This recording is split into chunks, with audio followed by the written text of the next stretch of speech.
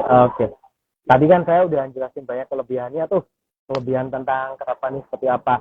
Nah, dari segi risikonya sendiri, risikonya sama seperti kebanyakan perusahaan di perusahaan terbuka atau sama seperti di pasar modal. Jadi bila perusahaan bangkrut, risiko kehilangan modal itu ada. Hanya saja kita sudah berusaha untuk menghasilkan satu standar prosedur apabila hal paling buruk ini terjadi adalah kita akan berusaha melikuidasi dan juga memaksa dari si pemilik bisnis untuk membeli kembali saham yang sudah beredar di masyarakat. Jadi ketika perusahaan ini bangkrut, kita akan menekan semaksimal mungkin dengan SOP dan juga perjanjian yang sudah disepakati dengan pebisnis tadi untuk membeli kembali saham yang sudah dibeli masyarakat.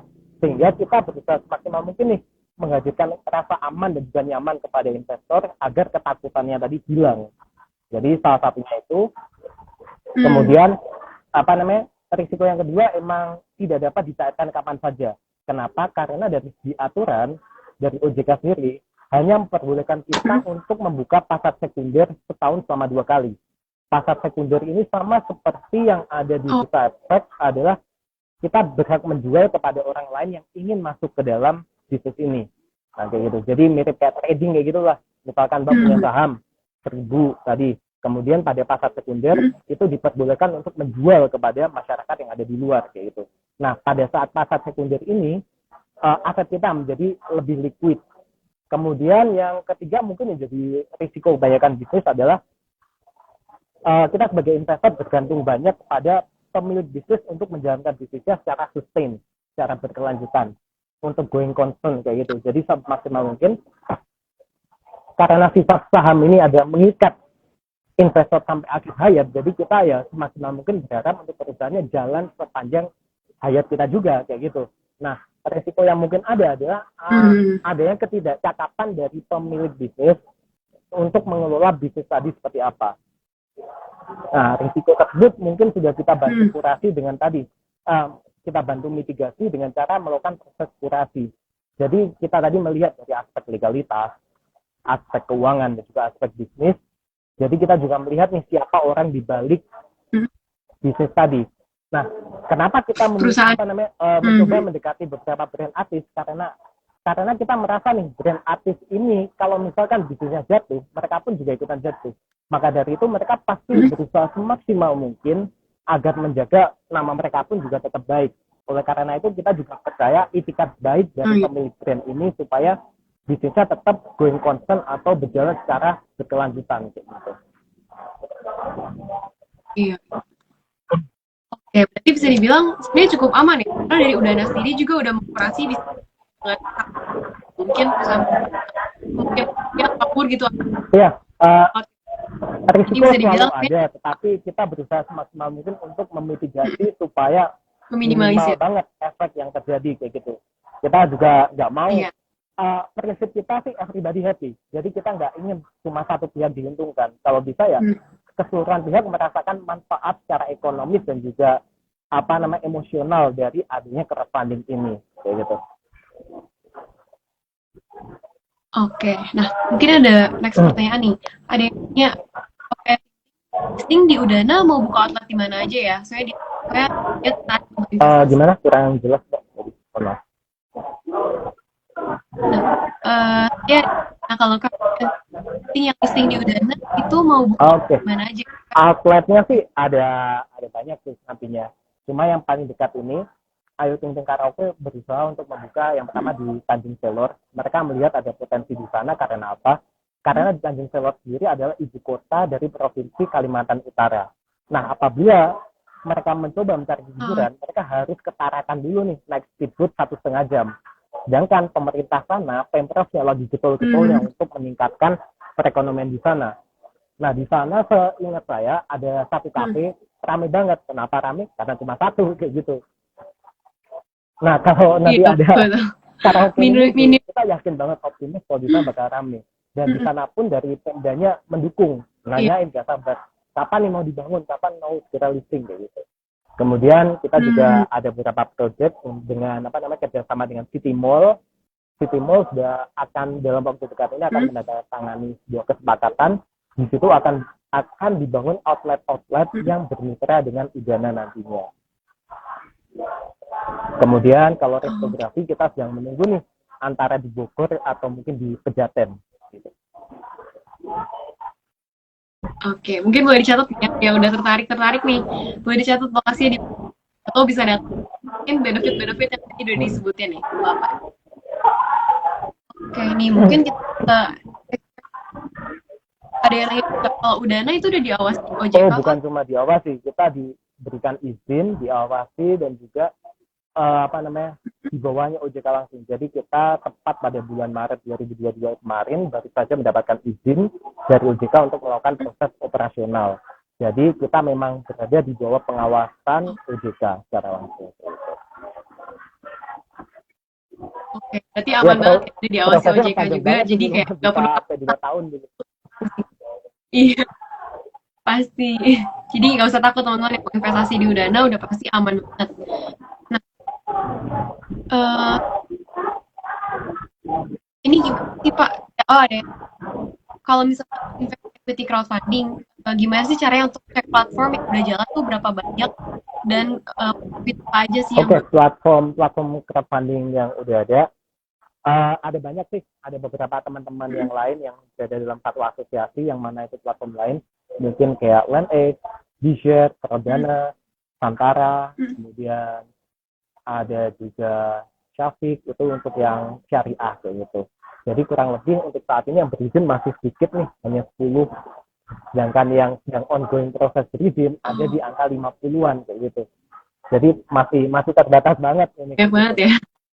Dan setiap masing-masing itu punya marketnya sendiri. Jadi mereka memfokuskan untuk hal-hal yang berbeda. Misalkan Bshare fokus di franchise, kemudian untuk Cardano di kos-kosan, LandX di properti kayak gitu.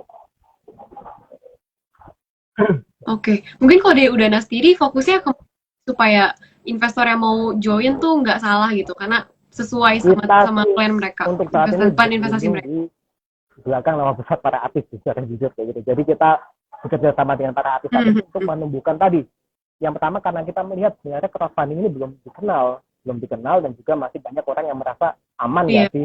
Maka dari itu sebisa mungkin kita kayak mencoba ya udah kita gandeng artis supaya yang pertama exposure-nya dapat. Kemudian yang kedua, dari segi bisnisnya orang juga lebih prudent karena apa? Nggak mungkin dong artis mempertaruhkan nama baiknya mereka hanya untuk mendapatkan 1 atau 2 outletnya doang kayak gitu kan. Jadi kita merasa akan lebih safe untuk keseluruhan pihak ketika tadi kita bekerja sama dengan nama yang mungkin lebih besar daripada industri ini sendiri. Oke. Mungkin nih next lagi dia bilang nih kalau investasi di ECF itu lebih berisiko pada investasi di BI. Pak Erik sendiri tuh setuju pasti atau nggak setuju? Karena kayak ngomong dia tuh udah aman banget, kayak emang beda aja. Risikonya sih bisa dibilang agak mirip sih. Soalnya risiko tadi muncul dari bentuk seberapa tajam analisa kita terhadap apa yang sudah kita pahami kayak gitu. Nah, risikonya kan tadi bisa dibilang mirip-mirip tetapi juga beda kayak gitu. Nah, kalau misalkan kita dalam salah mengartikan risiko tadi kemudian mengambil salah langkah misalkan di saham, risikonya kan juga serupa. Mungkin dia lebih liquid, tetapi kita salah melihat dari aspek grafiknya kayak gitu.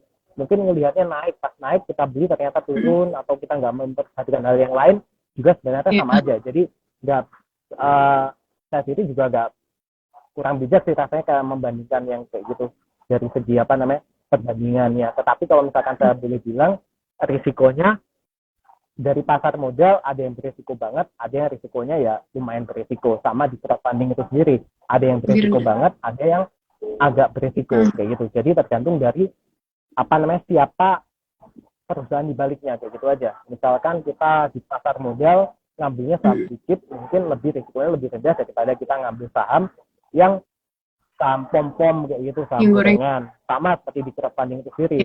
Kalau misalkan kita ngambilnya bisnis yang mungkin sudah prudent, kita sudah baca laporan keuangannya dan juga sudah berdiri lama, mungkin risikonya jauh lebih rendah daripada kita mengambil bisnis yang baru berdiri 1 atau 2 bulan kayak gitu. Iya betul. Nah, berarti sebenarnya itu balik lagi ya ke investor sendiri. Dia mau belajar invest atau enggak, karena dengan dia tahu lebih dia invest, otomatis risiko kecil kan, dia udah tahu juga Iya, apa yang benar dia Mas. beli. Oke. Nah mungkin karena udah nggak ada yang nanya lagi, aku mau nanya ini. Soal kalau kita tuh penting banget nih untuk membangun mental dulu sebelum mulai berinvestasi. Nah ada tips nggak sih Pak Erik gimana cara kita membangun mental? Karena sampai sekarang pun walaupun udah lama investasi tetap goyah-goyah dikit Mhm. gitu ya. Paling utama untuk dalam membangun mental ya kita biasakan untuk membaca proposal prospektus dan juga mengikuti dari perusahaan yang mungkin kita investasikan.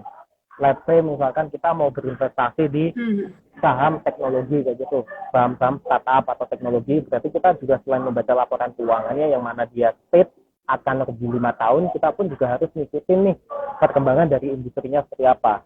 Nah, salah satu hal yang paling penting tadi Ya. mentalnya adalah mental untuk mengetahui lebih lanjut supaya bisa apa? Menganalisa lebih tajam.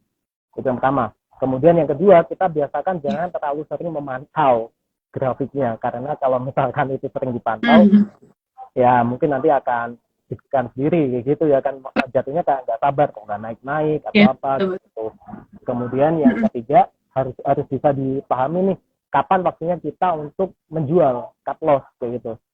Ketika kita sudah siap masuk ke investasi, berarti kita juga mempertimbangkan risiko untuk siap mengalami kerugian. Nah, sebisa mungkin sebagai calon investor adalah tadi tahu nih batasan kapan berhenti, kapan batasan bawah, sebenarnya batas kerugian saya yang bisa diperoleh sekian kayak gitu. Dan yang kedua, yang selanjutnya kita nggak boleh serakah kayak gitu. Jadi kita ketahui nih kapan ini batas teratas dari saham tadi. Mungkin waktunya kita jual, kemudian nunggu turun, kita beli lagi kayak gitu. Mungkin sifatnya sama seperti trading sih kayak gitu. Tapi kalau trading kan lebih sifatnya jangka pendek banget. Sedangkan ini tetap penting kapan kita tahu untuk cut loss dan juga kapan kita siap untuk menjual pada titik tertinggi tadi.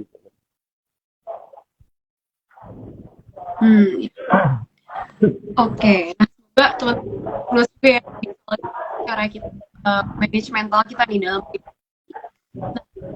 mungkin untuk kelas banget nih, aku mau ingetin lagi kalau hari itu ada giveaway OVO 250.000 untuk 5 orang pemenang. Cara itu kalian tinggal aja follow IG @udana.id dan juga @carico.official. Jangan lupa juga screenshot IG live ini, share di story kalian dan juga tag @udana.id dan juga @carico.official dengan caption IG live cek kita aman. Nah, kalian juga harus daftar akun udana.id sampai KYC, screenshot bukti kalau kalian sudah daftar. Tadi udah dijelasin juga tuh sampai caranya websitenya aja. Jadi kalian langsung daftar aja, ikutin petunjuk yang ada. Nah, ya, kalian harus isi Google Form untuk submit bukti screenshot kalian daftar story kalian dan juga akun. Nah, selanjutnya juga akun IG boleh supaya kita cek syaratnya. Mungkin next kalau misalnya buat lebih detailnya kalau kalian datang ke ini, nanti kalian postingan video. Oh ya, kalau kalian yang udah syarat, kalian tuh bakal diundi dan diumumkan ya siapa yang jadi pemenang ya secara setelah IG live hari ini. Oke, mungkin buat teman-teman boleh di take notes ya, jangan lupa untuk screenshot IG live dulu dan kali selanjutnya kalian akun di.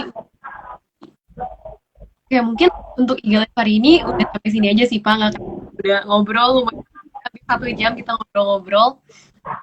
Dan buat yang masih nggak nangkep nih tadi soal giveaway yang lumayan banget buat kalian ikutin, kalian boleh langsung cek nya di Caricon atau Official. Mungkin bisa di collab di Udana juga kali ya Pak, perlu dibikin collab.